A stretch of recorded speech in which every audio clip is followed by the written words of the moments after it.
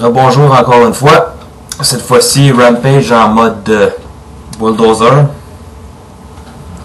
Le voici. Avec une pelle géante. Je peux vous dire que l'indice d'octane va avoir été élevé dans ce film-là. Avec la grosse machinerie lourde et les voitures sport et tout ce qui vient avec. Beaucoup d'essence. Bon.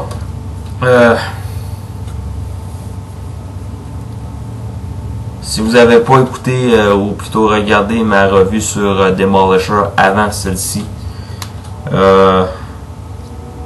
je suis pas, comme j'ai dit, je suis pas un fanatique de machinerie lourde. Je peux pas vous dire hey, grandiose. Mais si on parle standard Constructicon, on a Bone Crusher là-dedans. Si je me trompe, corrigez-moi s'il vous plaît, sans me lancer de pierre s'il vous plaît, merci. Ça fait un excellent Constructicon tant qu'à moi. Comme vous voyez, pas grande stabilité à cause de ça ici. Point négatif direct en partant.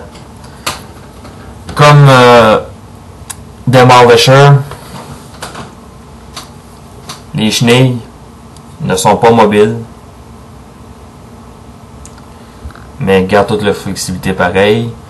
La pelle, on peut la monter et la descendre un peu, et malheureusement, il y a cette pièce ici qui fait des siennes. Vous voyez comme ça. On peut pas faire grand chose avec ça.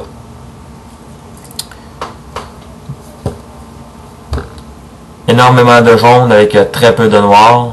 L'insigne Decepticon en arrière en noir encore une fois. On a des griffes qui se trouvent à être les mains. Pour un meilleur roulement, vous avez vu, il y a des roues en dessous. C'est pareil comme Demolisher. Je vais vous le montrer. Faux!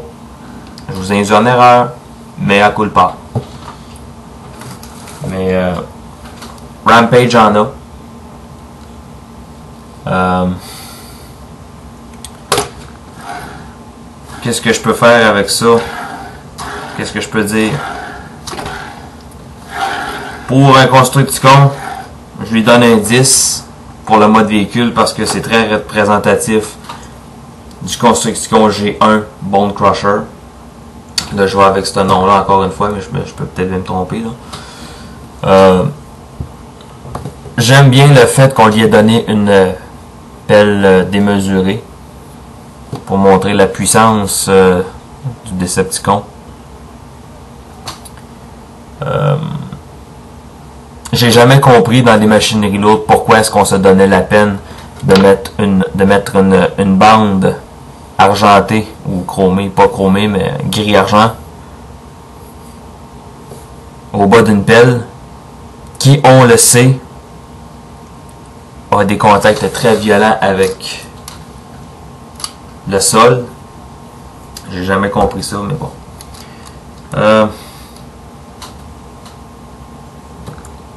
Qu'est-ce que je peux rajouter de plus? Sérieusement, je ne sais pas. Je vous l'ai dit. Moi, je donne un 10 là-dessus, à ce véhicule-ci. Parce que c'est très représentatif des Constructicons G1. Ma seule grosse déception, c'est que avec les Constructicons, on peut pas les assembler comme avec eux autres. On peut pas les assembler pour faire Devastator. Il va falloir acheter le set avec ces véhicules-là qui ne se transforment pas en robots, mais qui s'attachent ensemble pour former Devastator. Je vais en profiter pour vous donner mon opinion par rapport à ça, justement. Je l'ai donné par écrit. Et l'exemple que j'ai avec Rampage confirme mon opinion. Plutôt que de pondre un troisième mode pour ce robot-ci, je sais pas si les autres Constructicons vont avoir des modes alternatifs différents. je veux dire par là un mode robot, un mode véhicule et un autre mode comme lui on parle de marteau piqueur, pas convaincant. Je considère que plutôt que d'avoir fait des triples changeurs avec des Constructicons, il aurait pu aussi bien penser à faire un peu mieux et nous donner une option de combinaison pour nous éviter d'acheter un autre set de Constructicons pour faire Devastator. Je suis très déçu par rapport à ça. C'est pas le joueur en soi qui me déçoit. Son troisième mode me déçoit énormément. C'est un gros zéro, je vous le dis tout de suite. Le mode marteau piqueur, perdez pas votre temps avec ça. Moi, j'aime pas. C'est totalement inutile. Moi, je passe du mode camion au mode robot tout de suite.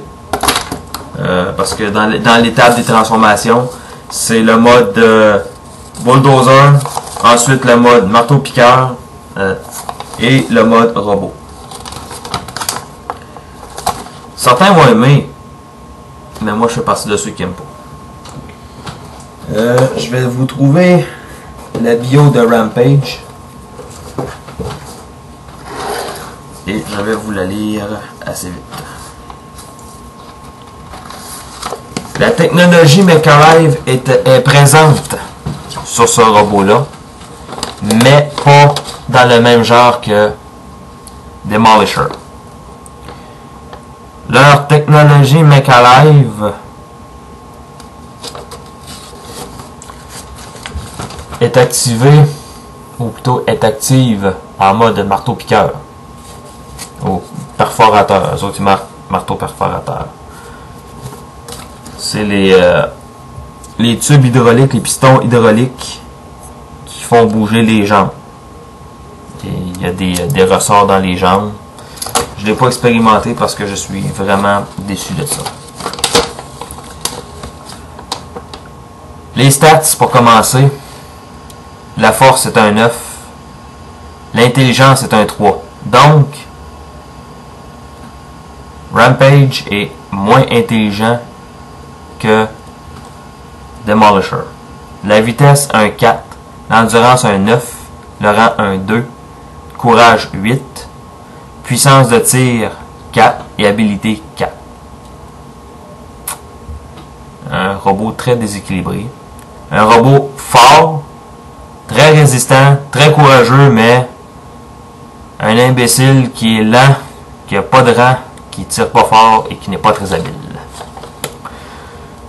Biographie de Rampage.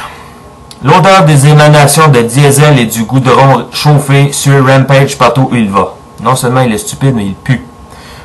Ses chenilles sont faites d'éclats de métal arrachés à ses victimes et les égratignures incalculables qui recouvrent son châssis témoignent des centaines de combats brutaux auxquels il a pris part. Il vit pour dominer ses ennemis et presque rien d'autre ne le préoccupe. Sa conception de la beauté se résume à admirer le soleil se refléter sur des rebords tranchants des armures d'autobot réduites en morceaux.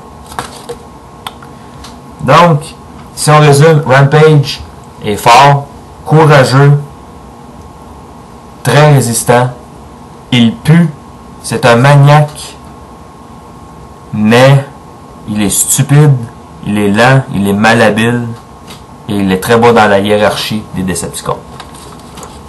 Ha ha ha.